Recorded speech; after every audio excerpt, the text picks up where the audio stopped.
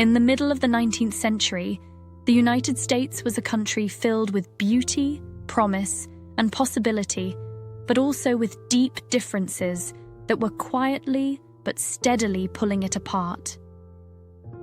To walk through the North was to see towns and growing cities, factories turning with machinery, railroads stretching farther each year, and schools and churches filled with the sounds of children and choirs.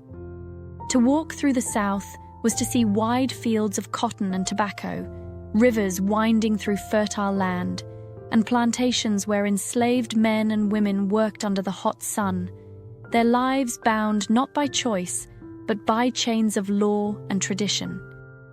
The land itself was vast, stretching from the Atlantic Ocean to the Mississippi River and beyond, with prairies, mountains, and forests that seemed endless. Families built lives in small towns and on farms, often close to the land, working with patience and hope.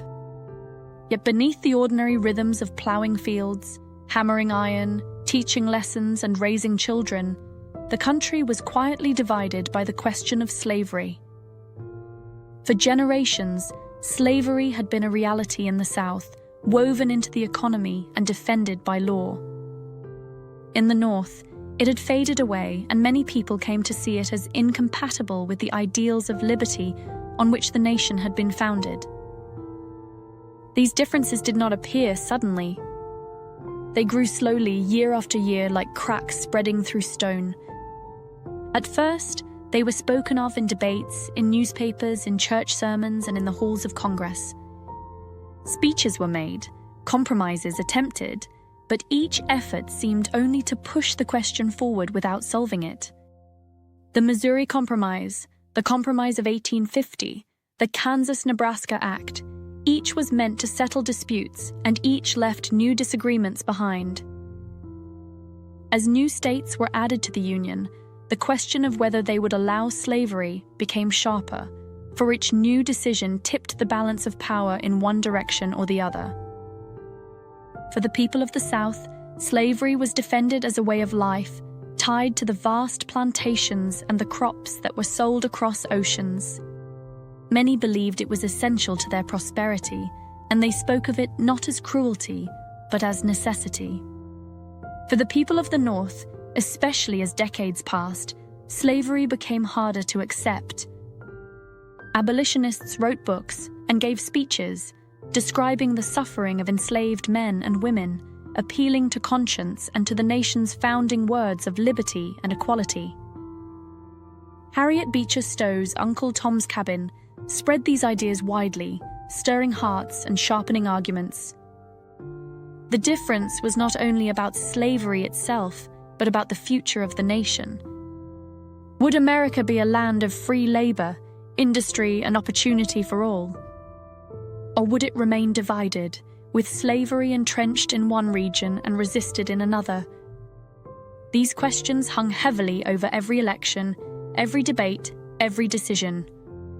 And yet, daily life continued much as before.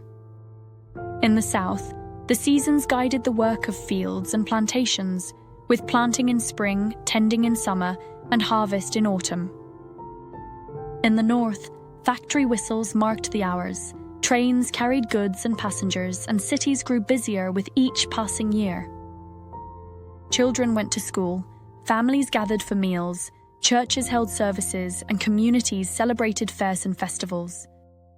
The nation seemed ordinary in its routines, and yet within those routines, the tension of division was always present, quiet but steady. In 1860, the nation faced an election that would bring those divisions to their breaking point. Abraham Lincoln, a lawyer from Illinois who spoke with calm conviction, ran for president as a candidate of the new Republican Party. He believed that slavery should not spread to new territories, though he did not call immediately for its abolition, where it already existed. And to many in the North, he seemed a steady, thoughtful man, one who might guide the nation through its troubles. To many in the South, his election was seen as a threat, a sign that the balance of power was tipping against them, that slavery's future was in danger. When Lincoln won, the reaction was swift. Even before he could take office, Southern states began to speak of leaving the Union. South Carolina led the way in December of 1860, its leaders declaring that they could no longer remain in a nation where their way of life was not secure. Other states followed, and by the time Lincoln was sworn in as president in March of 1861, the Confederacy had been formed, with its own government and its own president, Jefferson Davis. The Union was breaking. What had been one nation was now two, divided not only by borders but by vision, by belief, by fear, and by mistrust. Families found themselves torn apart as brothers, cousins, and friends chose different sides. Communities argued, newspapers thundered, and in quiet conversations across the land, people asked what would come next. Would the division remain peaceful, or would it lead to war? For Lincoln, the moment was one of grave responsibility. He believed that the Union must be preserved, that the nation could not endure permanently half slave and half free. His words were calm, measured, but firm. He hoped for peace, but he also declared that he would not accept secession, for to allow it would be to deny every principle of union that had held the states together since independence. And so the country stood on the edge, balanced between peace and war, between compromise and conflict. The fields were still plowed, the factories still hummed, the rivers still flowed, and yet the air was heavy with expectation. The division was no longer only in words, no longer only in debates. It had become real, embodied in two governments, two armies forming two visions of what America should be. In the spring of 1861, the first shots would be fired at Fort Sumter and the Civil War would begin. But in these last quiet months before the war, the nation seemed to hold its breath. Families carried on with their daily tasks, children played in fields, trains rumbled along their tracks, yet all knew that change was coming. A storm was gathering, a storm born not in sudden winds, but in long years of division, compromise, and resistance. The United States, once a union of hope and promise, was now a nation divided. And in that division lay the seeds of a conflict that would test not only armies and leaders, but the very meaning of freedom, equality, and unity itself. When Abraham Lincoln was elected president in November of 1860, the nation was already fragile, like a piece of cloth worn thin by years of strain. His victory was not overwhelming in numbers, but decisive in meaning.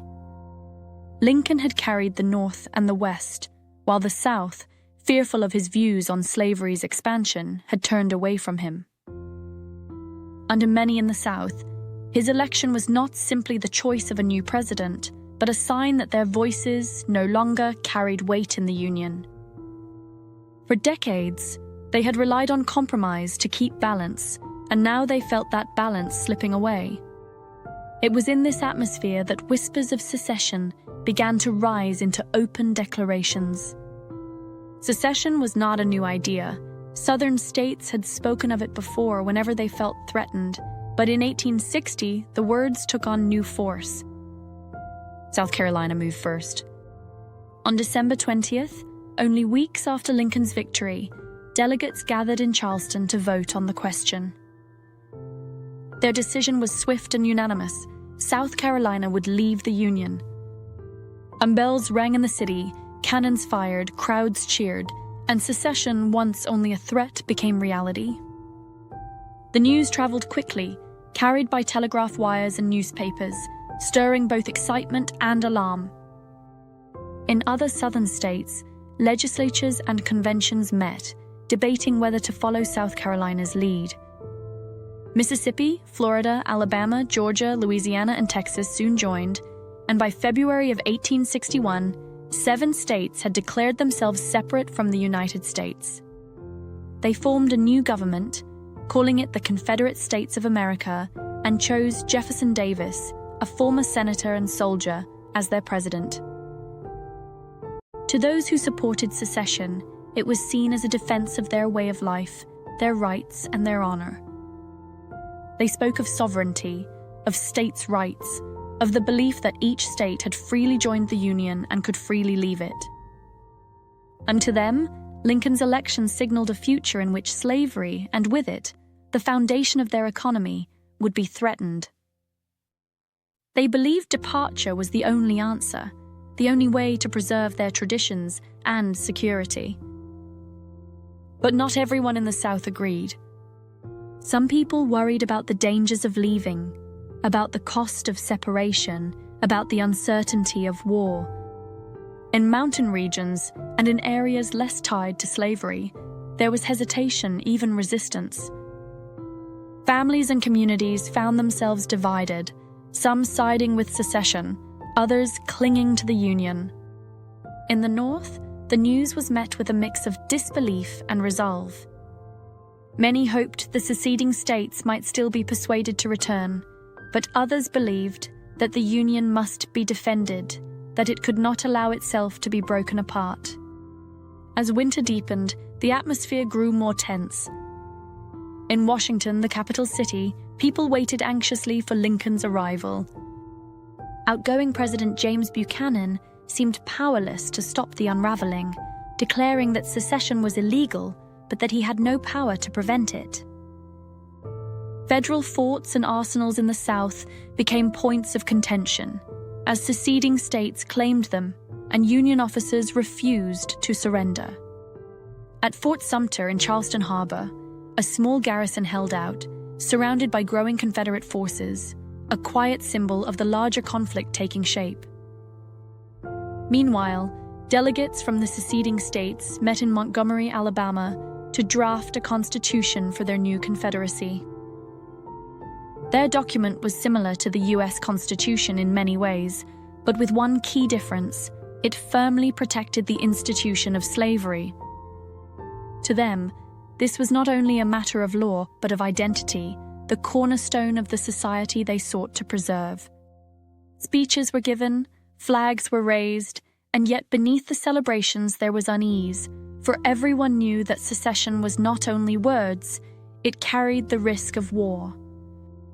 In the North, Lincoln remained quiet as he prepared for his inauguration.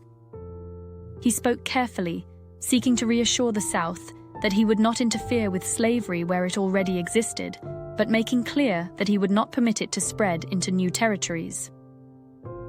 More importantly, he declared that the Union was perpetual, that no state had the right to leave it, and that it would preserve it as his duty.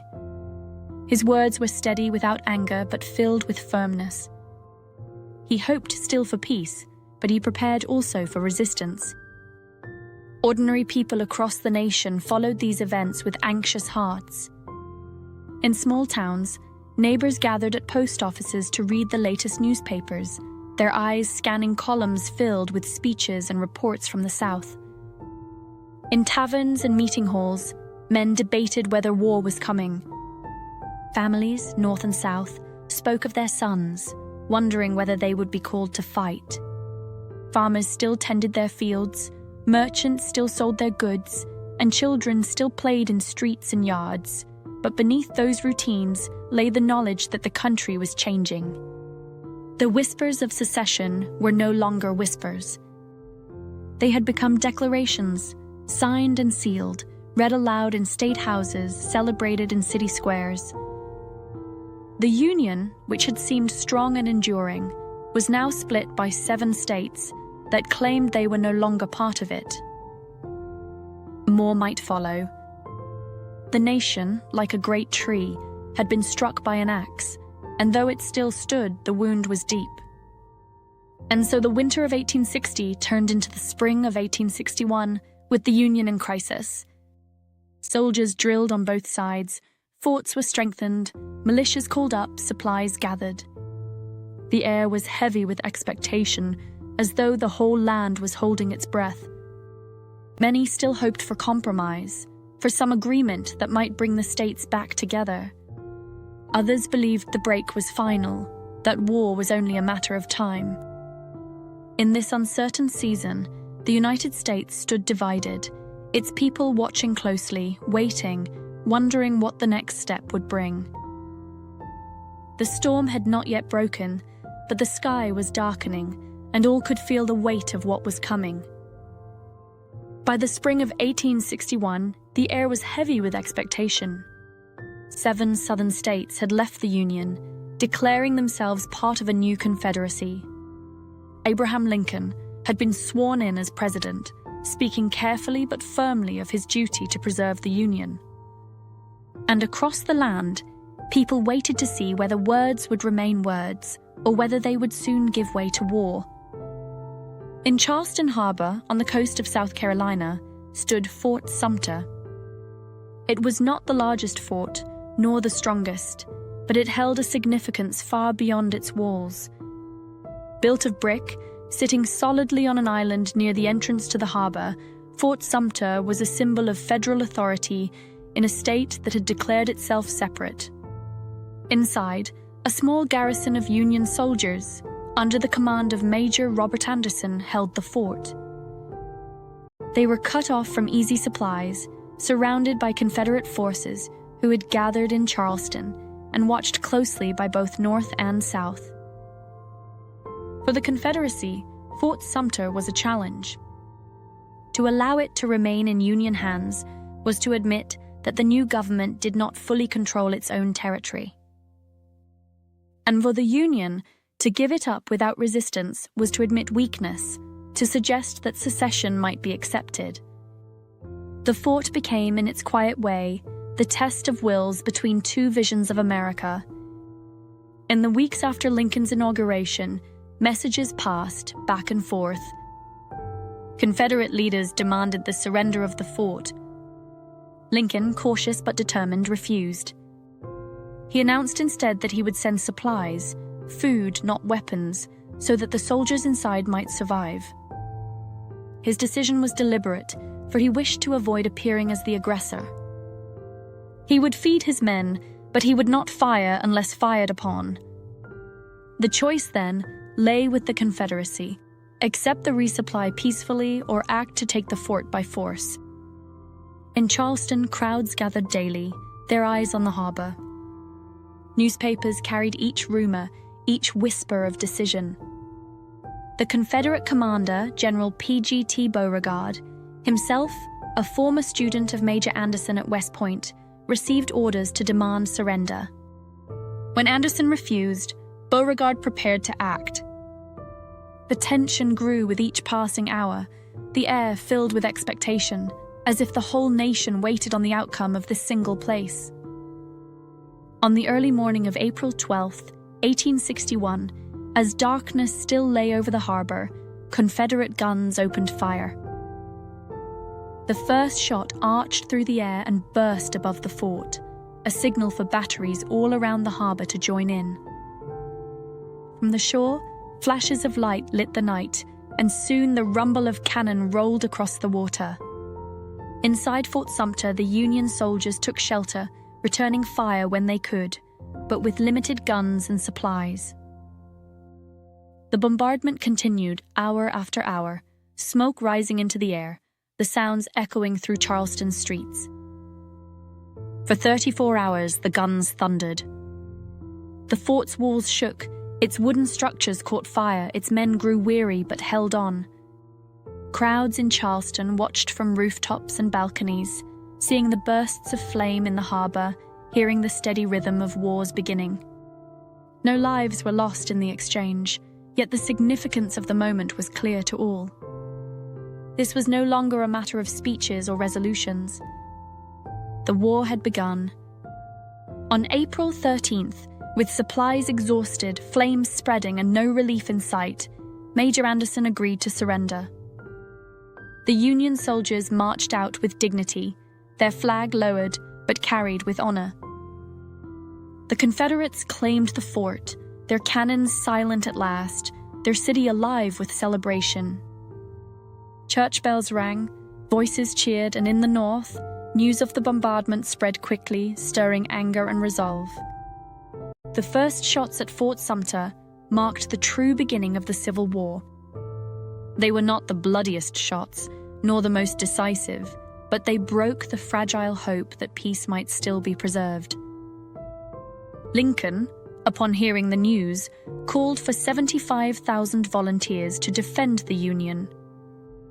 In the South, 4 more states, Virginia, Arkansas, Tennessee, and North Carolina, chose to join the Confederacy, their decisions sealed by the firing on Sumter. The line was now drawn, the nation fully divided, and the storm that had gathered for decades had at last broken. For the soldiers who had endured the bombardment, the memory of those days lingered. The sound of cannon, the smell of smoke, the sight of flames against stone, all became the first images of a war that would last 4 long years. For families across the country, the news of Sumter carried both fear and certainty. Sons would be called, fathers would leave, and the conflict that had been only rumor was now reality. And yet, in those first days after the surrender, life outside the harbor still seemed strangely unchanged. Farmers continued their planting, shopkeepers opened their stores, children laughed in schoolyards. The great weight of war had only just begun to settle, and few could yet imagine the scale of what was to come. But beneath the familiar rhythms, the country was shifting, drawn into a struggle that would touch every town, every family, every heart. The shots at Fort Sumter were not only the start of war, they were also the end of illusion. No longer could the Union and the Confederacy hope to exist side by side in uneasy peace. The question of whether the United States would remain one nation or break into two would now be decided not in halls of debate, but on fields of battle. The sound of cannon over Charleston Harbor was the sound of history turning, quietly at first, then with a momentum that would carry the nation through years of hardship. And so, with smoke still drifting above Fort Sumter and the echoes of guns still fading across the water, the Civil War began. It began not with vast armies clashing, but with a single fort, a small garrison, and the decision of 2 sides unwilling to yield. From that moment forward, the nation was at war with itself, and the path ahead would be long, painful, and transformative. When the first shots at Fort Sumter faded, and the call to arms went out across the land, men from every town, city, and countryside answered. Some were young and eager, rushing to join with a sense of adventure. Others were older, steady, and reluctant, feeling duty more than excitement. They came from farms, from factories, from schools and offices, carrying with them the accents of New England towns, southern plantations, Midwestern fields, and frontier settlements. They gathered into companies and regiments, their steps uneven at first, their uniforms ill-fitting, but their hearts bound by the knowledge that they were part of something larger than themselves. Life as a soldier was not what many imagined.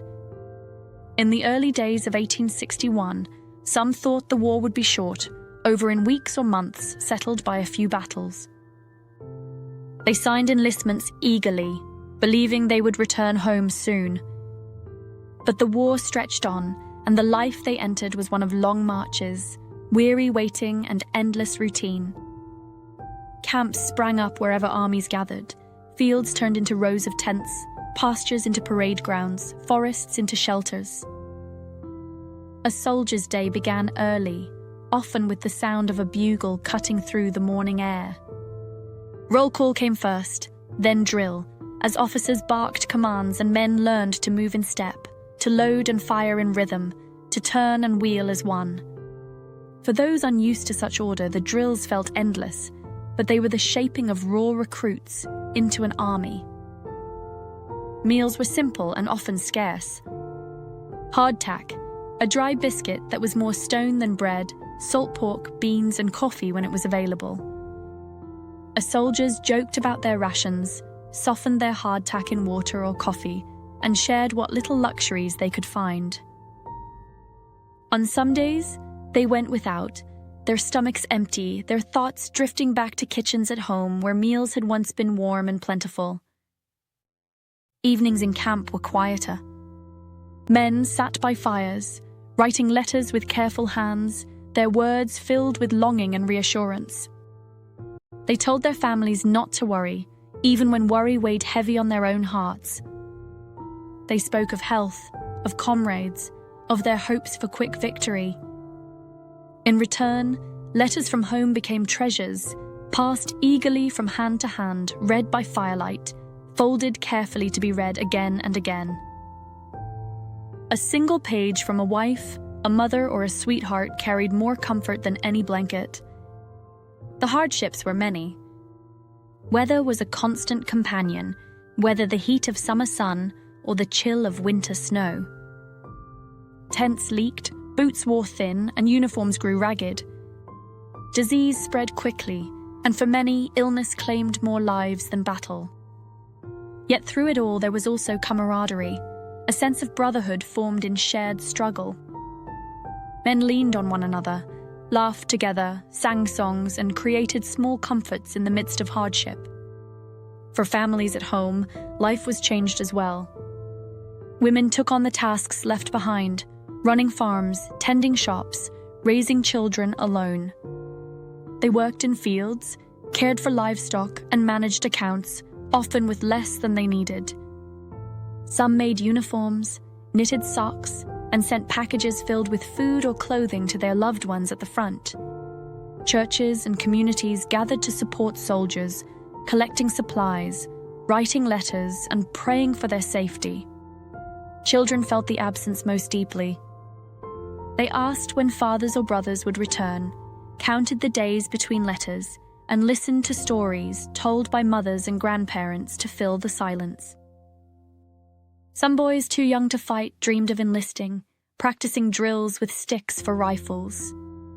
Others carried heavier burdens at home, stepping into work to replace the men who were gone. The war touched every household, north and south. In the cities of the north, industry hummed, factories producing rifles, uniforms, and supplies. Women worked in mills, sewing shirts and blankets for the armies. In the south, shortages grew sharper as the blockade tightened, and families went without many necessities. Coffee became rare, salt was scarce, and substitutes were found where they could be. Meals grew simpler, clothing patched and repatched, yet people endured with quiet strength. The rhythm of war life was one of waiting as much as fighting. Soldiers spent long weeks in camp, drilling, marching, preparing, and wondering when the next move would come. The sounds of camp, bugles, drums, laughter, and the crackle of fires became as familiar as the sounds of home once had been. Battles came suddenly, shattering the routine, then passed, leaving behind silence and sorrow. Afterward, soldiers returned to their camps, their routines, their letters, carrying memories they seldom put into words. Through it all, music was a comfort. Soldiers sang around campfires, their voices rising into the night. Songs of home, of loved ones, of hope and of sorrow filled the air. In both Union and Confederate camps, melodies floated across fields, sometimes even reaching the ears of the enemy, a reminder that though divided by cause, they were joined by humanity. Hospitals, too, became part of the landscape of war. In tents, churches, and barns, nurses cared for the wounded, their hands steady as they dressed wounds, offered water, and spoke soft words of comfort. Women like Clara Barton in the north, and countless others on both sides, gave tireless care, becoming lifelines for soldiers far from home. Letters from the injured often spoke of gratitude, not only for survival, but for the kindness of those who had tended them in their most fragile hours. For families who received news of loss, the war became not only distant battles, but empty chairs at tables, names carved into headstones, memories held close. Grief was carried quietly with dignity, yet it touched nearly every household. And still, life pressed on with fields to plow, children to raise, and prayers whispered for those still away. The Civil War was fought by armies, but it was also endured by families. It was not only generals in battles, but mothers, fathers, sons, and daughters who carried its weight. The lives of soldiers and the lives of those at home were bound together, each giving strength to the other, each waiting, hoping, and enduring. And in the midst of hardship, there was also resilience. Soldiers carved wooden trinkets, wrote poetry, played games, and found ways to laugh. Families at home shared stories, sang songs, and leaned on neighbors for support. The war tested them, but it also revealed their capacity to endure, to adapt, and to hold on to hope even in the darkest times. When we think of the Civil War, it is easy to imagine the great battles, the sweeping movements of armies across maps.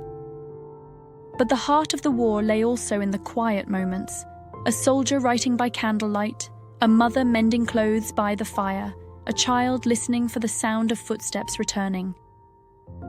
These were the lives that carried the nation through its trial, steady as the beating of a heart, patient as the passing of seasons. The war was not only about dividing a nation, it was also about the strength of those who lived through it, who bore its burdens with quiet dignity, and who, in their endurance, helped carry the country toward its future. When the first soldiers marched off to war in 1861, many believed the conflict would be brief. They thought it might be settled with one great battle, perhaps two, after which the Union would be restored or the Confederacy recognized. But the war did not fade quickly. Instead, it deepened, spreading across fields, rivers, and towns, touching every part of the nation. And in those early years, the fighting revealed both the determination of the armies and the sobering truth that the struggle would be long and costly. The first major clash came at a place called Bull Run, or Manassas, in Virginia, not far from Washington, D.C. In July of 1861, Union forces under General Irvin McDowell marched south, while Confederate troops under General Pierre G.T. Beauregard moved to meet them. Crowds of civilians followed the Union Army at first, carrying picnic baskets, expecting to watch a quick and decisive Union victory. But when the battle began, the reality of war proved far different from what they had imagined. The fields filled with smoke, the sound of cannon and musket fire rolled across the hills, and men on both sides fought with determination. At first, the Union pushed forward, but Confederate reinforcements arrived and the tide turned. A Confederate officer, General Thomas Jackson, stood firm with his men, earning the nickname Stonewall, and his resolve helped rally the Southern troops. By day's end, the Union Army was retreating in confusion, civilians fleeing alongside them. The first great battle showed both sides that the war would not be quick, and that courage alone would not be enough to bring victory. In the months that followed, both Union and Confederate forces trained, recruited, and prepared for what was clearly going to be a long conflict. New leaders rose. On the Union side, men like George McClellan, who organized the Army of the Potomac into a disciplined force. On the Confederate side, generals like Robert E. Lee and Stonewall Jackson became figures of skill and resolve. Armies grew larger, strategies more complex, and the map of the war expanded across rivers, mountains, and valleys. In 1862, the fighting grew heavier. At Shiloh, in Tennessee, Union forces under Ulysses S. Grant clashed with Confederate troops in a 2-day struggle that left the field scattered with the signs of battle. The Union ultimately held the ground, but the cost in lives was staggering, reminding all that this was not a war of brief encounters, but of endurance. Along the Mississippi River, the Union Navy pressed forward, capturing New Orleans and tightening its grip on the South's vital waterways. Yet perhaps the most sobering early turning point came at Antietam, in Maryland, in September of 1862. Confederate General Robert E. Lee had crossed into Union territory, hoping to carry the war northward and perhaps win recognition for the Confederacy from foreign powers. Union forces met him near the small town of Sharpsburg, along Antietam Creek.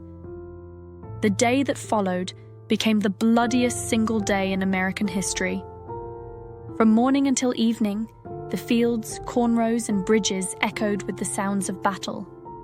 Lines of soldiers advanced and fell back, cannons roared, and the air grew thick with smoke and dust.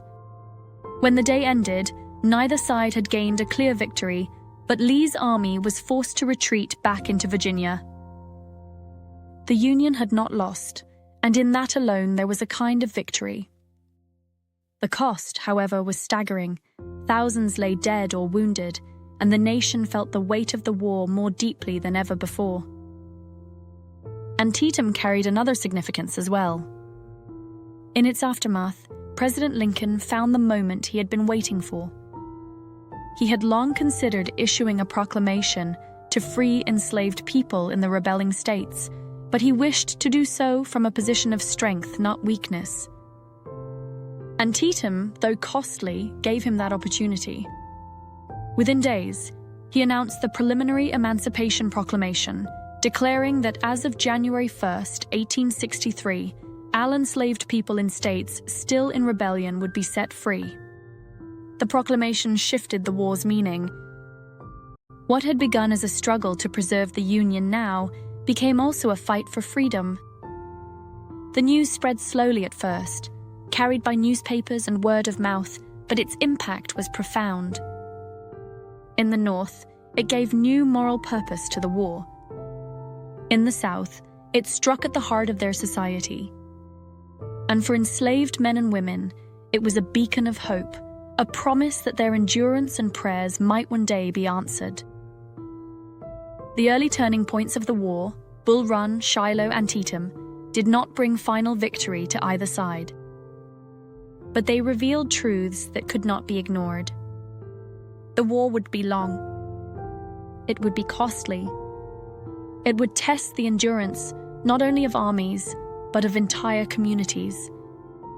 And it would decide not only the question of union or secession, but also the question of freedom itself.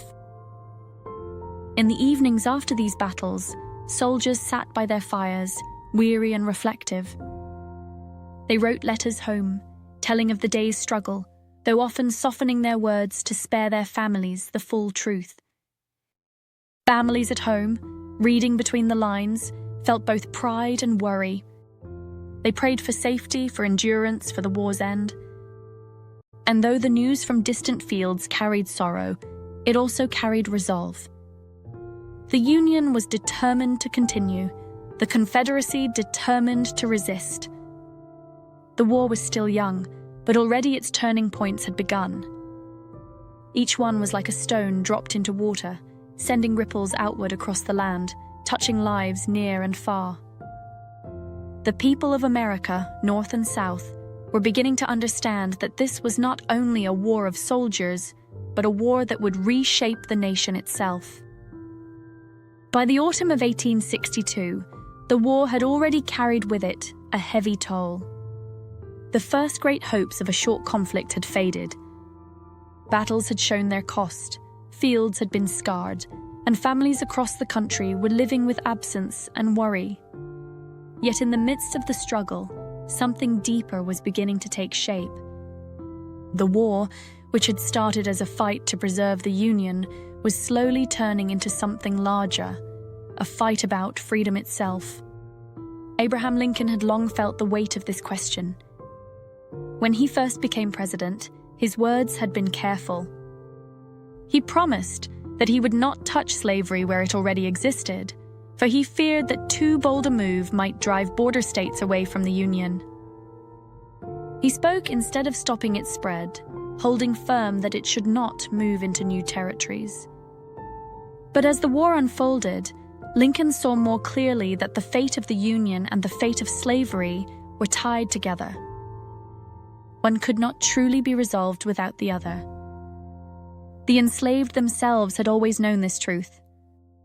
From the war's earliest days, men and women began slipping away from plantations, crossing lines to seek refuge with Union armies.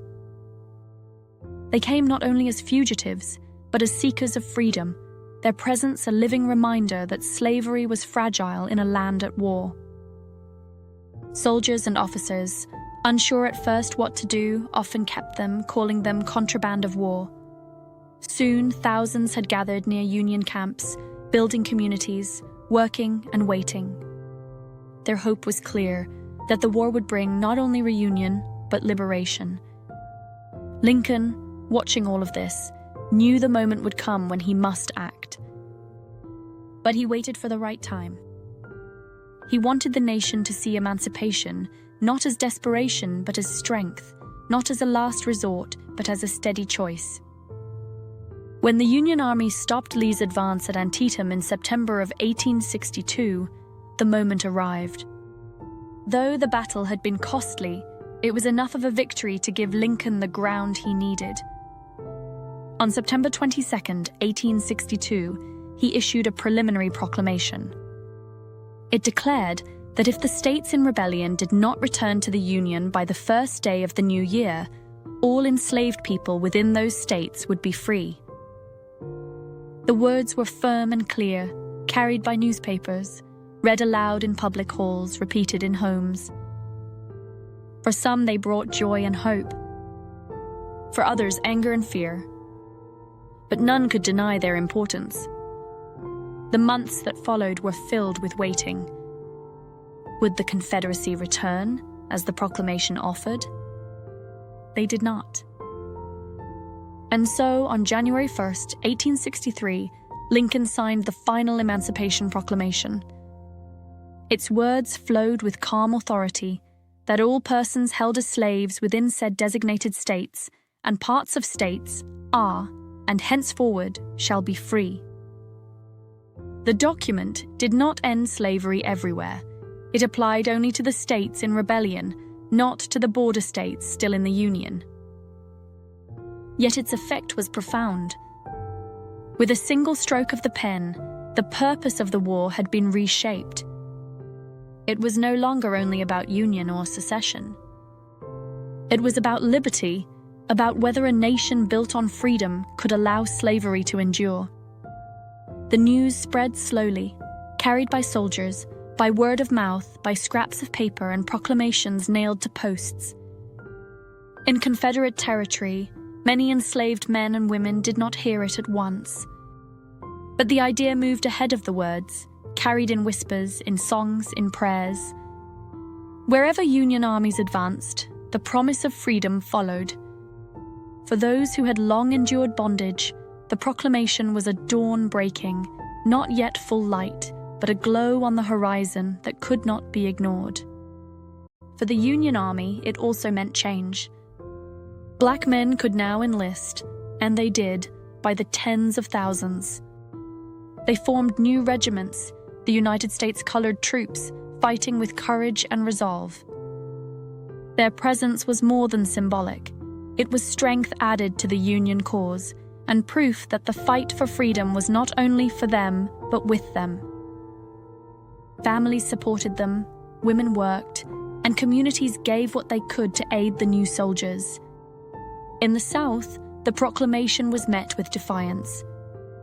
Leaders rejected it, insisting it had no power in their territory. But they could not stop its effect. Enslaved people fled whenever they could, weakening the very system that the Confederacy depended upon. Plantations that had once thrived on their labor struggled. The foundations of slavery, long defended as unshakable, were cracking. In the North, reactions were mixed. Many celebrated, believing the war had now found its true moral purpose. Others worried that emancipation would prolong the conflict, that it would harden Southern resistance. Some feared that freed people might move north in large numbers. Yet Lincoln stood steady, knowing that history would judge and that the choice had to be made. The Emancipation Proclamation did not end the war, nor did it bring freedom to every enslaved person at once. But it set the course, like a ship turning toward a new horizon. From that moment forward, every Union victory carried with it not only the hope of reunion, but the promise of liberty. The war's meaning had deepened, its stakes made higher, its outcome more profound. For soldiers in camp, the news brought new songs, new conversations by the fire, new resolve in long marches. For families at home, it brought letters filled with talk of freedom, of hope that their sacrifices would now carry greater meaning. For the enslaved, it was a word carried in whispers, repeated with quiet joy, sung in spirituals, prayed over in secret gatherings, freedom. And in the evenings, when Lincoln walked the quiet halls of the White House, he carried the weight of what he had done. He had spoken words that would echo through generations, words that would shape the nation's future. His decision was not one of haste, but of patience and resolve, made in the hope that the Union would be preserved, and that in its preservation, freedom would come. The Emancipation Proclamation was not the end of the story. It was instead the turning of the page. It marked the moment when the Civil War became more than a struggle between two governments. It became a struggle for the soul of the nation, a test of whether liberty could truly belong to all. By the middle years of the war, the United States was a country completely absorbed in conflict. The front lines stretched across hundreds of miles, but the struggle was felt in every corner of the nation, from quiet farms to crowded cities, from busy factories to small villages. It was not only soldiers who carried the burden. Entire communities endured it, living day by day with shortages, with absence, and with the unrelenting weight of uncertainty. In the North, industry was alive with movement. Factories produced uniforms, rifles, blankets, and wagons. The smoke of furnaces drifted into the air, and the sound of hammering and machinery filled city streets. Women and children worked long hours in mills, spinning cloth, and sewing shirts for soldiers far away. Railroads carried supplies, and ports loaded ships with food and materials. And though life in the North was not untouched by hardship, the rhythm of work gave many a sense of purpose, as though each nail driven, each coat sewn, each bushel of grain harvested was a small part of the larger fight. In the South, the picture was different. Blockades along the coast made it difficult to bring in goods from abroad. Coffee, sugar, and salt became luxuries. Families learned to make do with substitutes: roasted chicory root for coffee, sorghum for sugar, and sometimes no salt at all. Clothes were patched and repatched until fabric wore thin, shoes were stretched to last as long as possible, and every resource was carefully saved. Plantations struggled without the labor of enslaved people who had fled toward Union lines, and smaller farms worked to grow enough food for both families and armies. Hunger was a frequent visitor, and many endured it with quiet endurance. For soldiers, camp life continued to shape their days. Letters were written and received, the words carried across miles by couriers who traveled through rain, mud, and dust. In those letters, men asked after crops, after children, after the smallest details of home. Families replied with news of daily life, the changing of seasons, the illness of a neighbor, the birth of a child. Even in the midst of war, these details of ordinary life tied them together, reminding them of what they were fighting for and what they longed to return to. Music carried comfort, just as it had in earlier days of the war. Songs floated through camps at night, voices rising in harmony, some melancholy, some filled with cheer. In the North, soldiers sang the Battle Hymn of the Republic and Tenting on the Old Campground. In the South, they sang Dixie and the Bonnie Blue Flag. And sometimes, when armies camped close enough, the music of one side drifted across the fields to the other, creating a strange and gentle moment of shared humanity in the midst of division. and children at home felt the war in their own ways. In the North, they watched parades of soldiers marching through streets, waving flags and cheering, sometimes too young to understand the danger those men would face. In the South, they saw their fathers, brothers, and uncles leave, sometimes never to return. They helped with chores, carried heavier responsibilities, and listened for news with wide, anxious eyes. Their games often reflected the world around them, with wooden sticks for rifles and scraps of cloth for flags, echoing in play what they saw in daily life. Churches became places of both solace and sorrow. Services were filled with prayers for soldiers' safety, for victory, and for peace. Ministers preached of endurance, of patience, of the belief that sacrifice would bring a better future. At the same time, funerals were frequent, and pews held families dressed in mourning. Black armbands, dark dresses, and quiet tears became part of the fabric of life, North and South alike. The war also brought with it new opportunities and challenges. In the North, Black men began to join the army in growing numbers after the Emancipation Proclamation. Their presence was both powerful and symbolic. They fought not only for the Union, but for their own freedom and the freedom of their families. In the South, enslaved people continued to flee whenever possible, slipping through forests, crossing rivers, walking by night toward the lines of Union soldiers. Each step was a risk, but also a step toward hope. The middle years of the war were marked by battles that spread farther and farther across the map. The names of towns and rivers became part of everyday speech: Chancellorsville, Vicksburg, Chickamauga.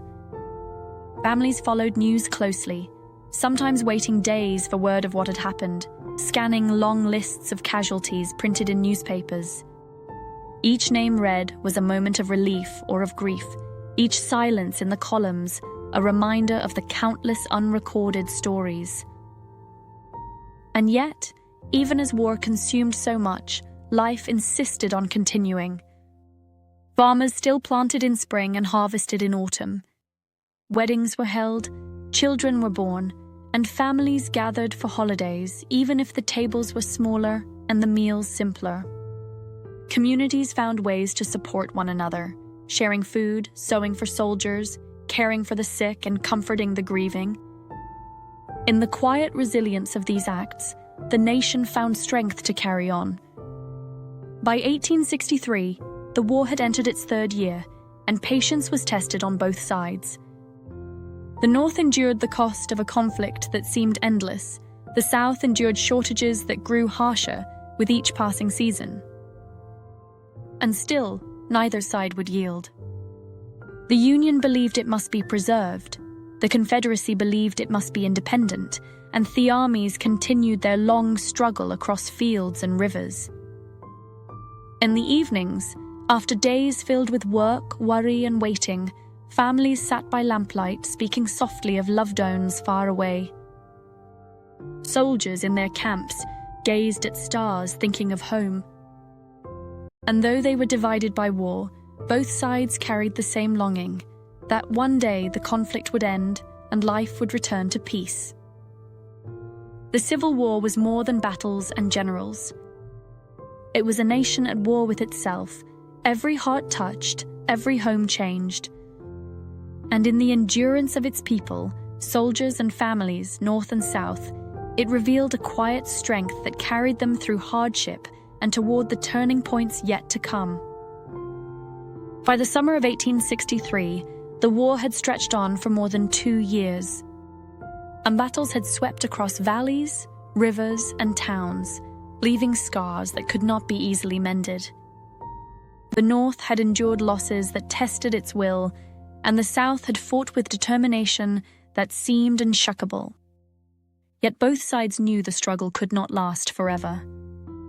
Something would have to shift, some moment would have to come when the balance tilted. That moment arrived on quiet farmland in southern Pennsylvania, in a place called Gettysburg. In June of that year, General Robert E. Lee led his Confederate Army northward.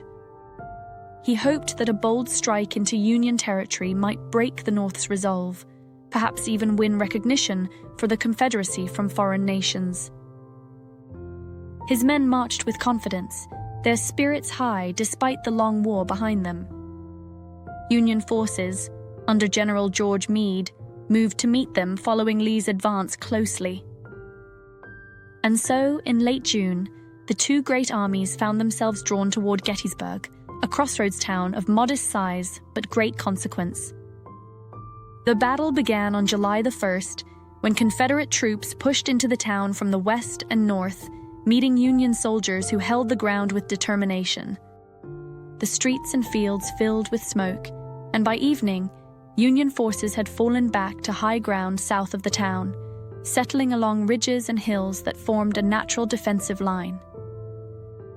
And there they dug in, their positions strong but their hearts weary, knowing that greater fighting was yet to come. On July the 2nd, the Confederates struck again, pressing hard against the Union flanks. The names of the places they fought, Little Round Top, the wheat field, the peach orchard, would become etched into memory. The Union line bent but did not break, holding through long hours of musket fire, cannon bursts, and the cries of advancing men. As the sun set, the field was heavy with silence, broken only by the moans of the wounded. Then came July 3rd, the day most remembered. Lee, believing he could shatter the Union center, ordered a massive assault. In the afternoon heat, Confederate soldiers marched across open fields toward the Union lines on Cemetery Ridge. Thousands advanced in steady formation, their banners waving, their officers urging them forward. The Union soldiers waited, their cannons and rifles ready. When the Confederates drew near, the ridge erupted in fire. And the assault, later known as Pickett's Charge, was brave but doomed. The men who advanced fell in great numbers, and those who survived retreated, their hopes dashed. The 3 days of Gettysburg had left both armies exhausted, but it was Lee who withdrew. His campaign into the North ended. The Union had held its ground, and in doing so had won a victory that marked a turning point in the war. No longer would the Confederacy carry the fight so deeply into Union territory. From that summer onward, the tide slowly began to turn. For the people of Gettysburg, the battle was a shock. Their farms, orchards, and homes had become fields of war. When the armies moved on, they left behind thousands of wounded and fallen. Families and neighbors tended to the injured, buried the dead, and lived with the memory of what had passed through their quiet town. The war was no longer distant. It had touched them directly, leaving scars on their land and their hearts. In November of that year, President Lincoln traveled to Gettysburg to speak at the dedication of a cemetery for the Union soldiers who had fallen. The ceremony was long, filled with speeches and prayers, yet it was Lincoln's brief words that would be remembered. In less than 3 minutes, he spoke of the nation's founding, of the meaning of sacrifice and of the purpose of the war. He reminded his listeners that the United States had been conceived in liberty and dedicated to the proposition that all men are created equal. He declared that the struggle was to ensure that government of the people, by the people, for the people, shall not perish from the earth. His words, soft and steady, gave meaning to the losses of Gettysburg. They lifted the war above the clash of armies and placed it in the larger story of freedom and democracy. Those who heard him that day, and those who read his words later, felt their hearts stirred with renewed resolve. The war, Lincoln reminded them, was not only about union or division. It was about the very survival of the nation's ideals. Yet even as the Union celebrated the turning point at Gettysburg, the long struggle continued. Battles still raged across the South and West. At Vicksburg, along the Mississippi River, Union forces under General Ulysses S. Grant laid siege until the city surrendered, giving the North control of the river and cutting the Confederacy in two. Elsewhere, armies clashed in forests, mountains, and fields, each side weary but unwilling to yield. For soldiers, the war became a test of endurance. Long marches wore at their strength, supplies were scarce, and the seasons brought both heat and cold. Camps were filled with both laughter and sorrow, music and silence, life and loss. Letters from home were still read by firelight, carried carefully in pockets, folded and unfolded until the paper wore thin. Families waited, prayed, and endured absence with quiet strength. For civilians, too, the war's reach deepened.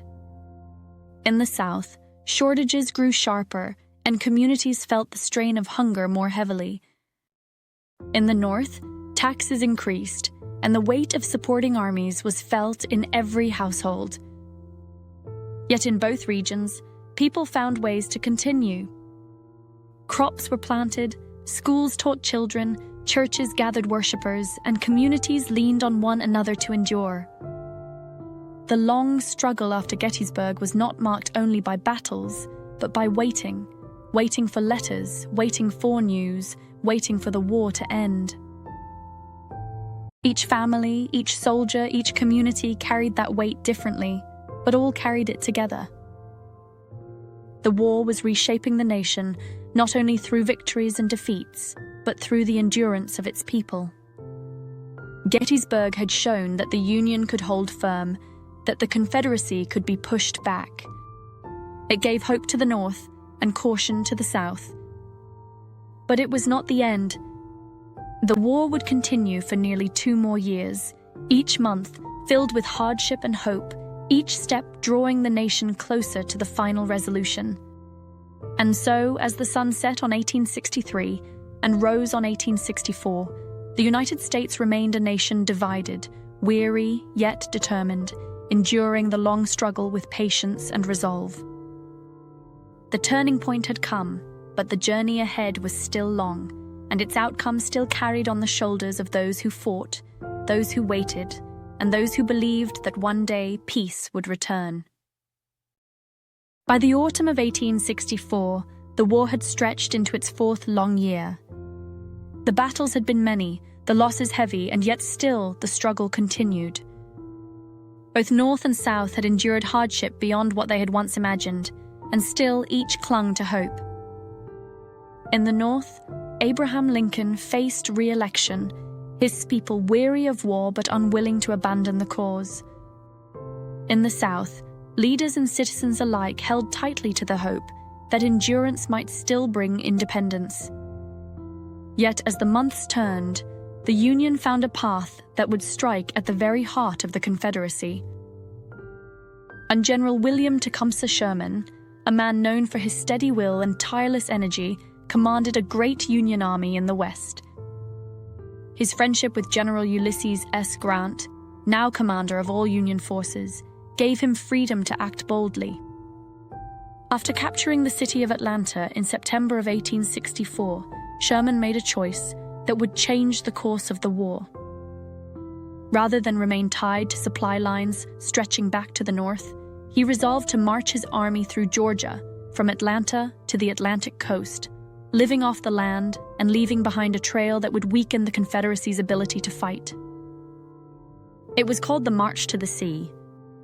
The soldiers began in November, their blue uniforms moving out from the smoldering remains of Atlanta. They marched not in haste, but with steady rhythm, columns of men stretching across roads and fields. Their path led them through farmland and small towns, through pine forests and across rivers, cutting a line that seemed to split Georgia in two. Sherman's men lived off the land as they went.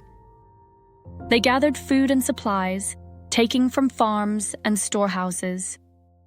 Railroads were torn up, tracks heated and twisted into shapes that soldiers jokingly called Sherman's neckties. Bridges were burned, warehouses emptied, and factories rendered useless. The purpose was not only to weaken the Confederate army, but also to break the will of those who supported it, to show that the war could reach into the very heart of the South. For the people of Georgia, the march was a heavy weight. Families saw their barns emptied, their fields trampled, their homes stripped of what soldiers could carry. Some resisted, others pleaded, many simply endured insolence watching as the great army passed through. For enslaved men and women, the march carried a different meaning. Many followed behind the soldiers, leaving plantations to seek freedom, carrying with them little more than hope. Their footsteps mingled with those of the army, moving steadily toward a new life, uncertain but free. The march was not one great battle, but a steady current of movement. Sherman avoided direct fights, choosing instead to keep his army moving, striking at resources rather than armies. His men marched 15 miles a day, their songs and drums echoing through forests and towns. At night they camped, fires glowing, letters written, stories shared. Despite the hardship, there was a sense among the soldiers that they were part of something decisive, something that would bring the war closer to its end. In December, the army reached the sea, capturing Thessaly of Savannah. Sherman sent word to President Lincoln, offering the city as a Christmas gift. The march had taken only a month, but its effect was deep. It had cut through the Confederacy's heart, left its people wary, and shown that resistance was weakening. The war was not yet finished, but the road to its end was clearer than ever before. For those who watched the march pass through, the memory remained long after. Families remembered the sight of endless columns, the sound of boots on roads, the dust rising into the air. They remembered loss, but also the knowledge that the Confederacy was not unshakable. For the enslaved who walked away behind the soldiers, the march was remembered as the moment when the chains of bondage first fell loose, the moment when footsteps carried them toward freedom. In the North, the news of Sherman's success lifted spirits. It strengthened Lincoln's hand in his re-election, giving weary citizens hope that the war's end was within reach. In the South, it brought sorrow and recognition that the fight was growing more desperate. And yet, even in this march of destruction, there were still moments of quiet humanity. Soldiers shared food with children, comforted the elderly, and marveled at the beauty of fields and rivers they passed. The war was harsh, but within its shadows flickered small lights of kindness and endurance. The march to the sea was more than a military campaign.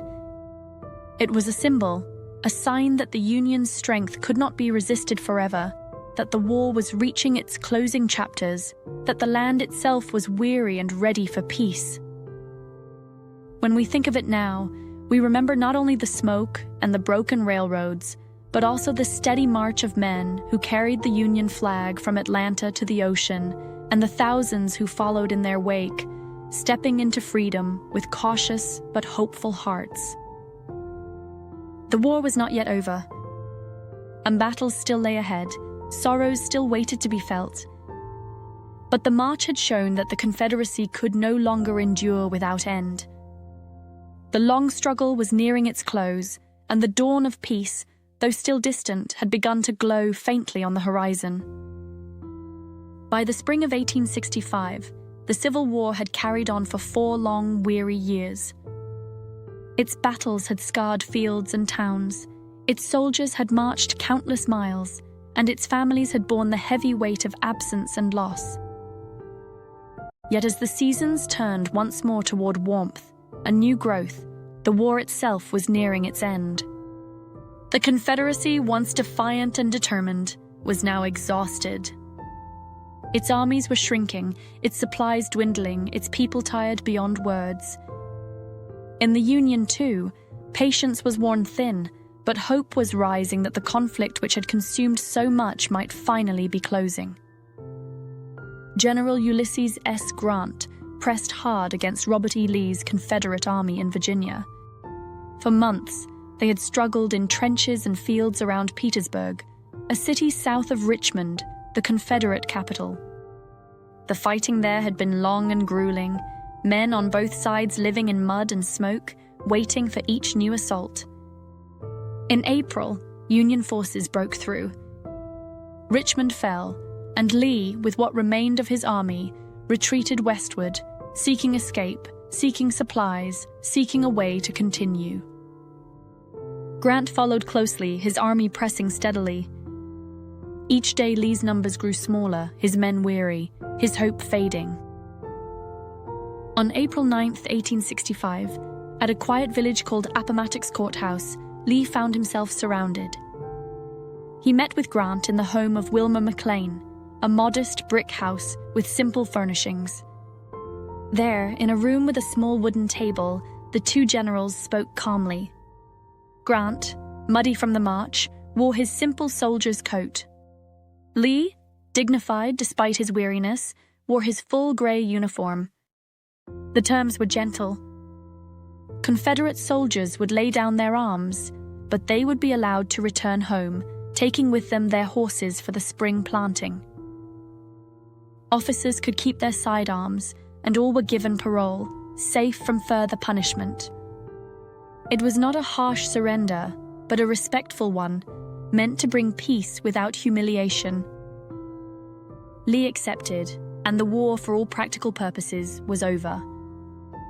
When word spread through the Union Army, soldiers cheered, their hats thrown into the air, their voices ringing with joy. But Grant urged them to show respect, reminding them that the war was done and that reconciliation must begin. The Confederates, quiet and solemn, stacked their rifles, their banners furled, and then turned back toward their homes, carrying with them memories of 4 years of struggle. For the people of the South, surrender brought both relief and sorrow. The dream of independence was ended, the Confederacy dissolved. Cities lay in ruins, fields untended, families broken. Yet the guns were silent at last, and peace, however fragile, had returned. For the people of the North, the end brought joy, tempered by grief for all that had been lost. Bells rang in towns and cities, flags were waved, and prayers of thanksgiving rose in churches. The Union had been preserved, but at a cost that weighed heavy on every heart. Just days after Lee's surrender, Abraham Lincoln walked the streets of Richmond, now fallen to Union forces. Citizens, both black and white, gathered around him. Formerly enslaved men and women pressed close, some kneeling before him, others reaching out in gratitude. Lincoln, gentle and humble, urged them to rise, reminding them that freedom was now their own. His presence in the captured capital was a quiet symbol of what had been achieved, the preservation of the Union and the first steps toward a new birth of freedom. Yet Lincoln would not live to see the full work of healing. On the evening of April 14, 1865, just 5 days after Lee's surrender, he went to Ford's Theater in Washington to watch a play. There, an assassin's bullet ended his life. The nation, rejoicing in peace, was suddenly plunged into grief. And bells that had rung in celebration now tolled in mourning. Cities draped their buildings in black cloth, and crowds gathered in silence as his funeral train carried his body home to Springfield, Illinois. The president who had guided the country through its darkest trial was gone, leaving behind both sorrow and gratitude. The Civil War was over, but the work of reunion was only beginning. The scars were deep, in the land, in the lives of soldiers, in the hearts of families. More than 600,000 lives had been lost, towns destroyed, and communities forever changed. Yet from the ashes of conflict, a new beginning slowly emerged. The Union was preserved, slavery was ended, and the promise of liberty had been widened, though much remained to be done to make that promise real. In the years that followed, families reunited as best they could. Soldiers returned to farms, to shops, to families who welcomed them with tears and embraces. Many carried wounds that would never heal, both in body and in spirit. In the South, Fields were replanted, homes rebuilt, and communities adjusted to life without slavery. In the North, industry continued to grow, and the nation as a whole began to turn its energy toward rebuilding. The road was long, filled with difficulties and disagreements, but the war had decided the great questions of union and freedom. In the evenings, as peace returned, families once more gathered in their homes. Children listened to stories, lamps glowed, and the sounds of ordinary life returned to streets and farms. The memory of war lingered, but the rhythms of peace slowly took hold again. Songs were sung not of battles, but of hope. Churches rang with hymns of thanksgiving. And across the land, people looked toward the future, uncertain but determined. The Civil War had been a test, unlike any the United States had faced. It had torn the nation apart and then drawn it together again. It had brought suffering but also transformation. Out of its shadows came the light of reunion, the promise of equality, and the quiet strength of a people who had endured. When we remember it now, we think of the great battles, the speeches, the surrender at Appomattox. But we also remember the quieter scenes, a soldier writing home by firelight, a family waiting by the hearth, a president walking humbly through a captured city. These moments, woven together, form the story of a nation that struggled, endured, and at last emerged whole again. And so, as the war ended and peace returned, the United States stepped into a new chapter. The Union was preserved. Freedom had been proclaimed. And though the work of healing and justice lay ahead, the long night of war had ended and a dawn of reunion had begun.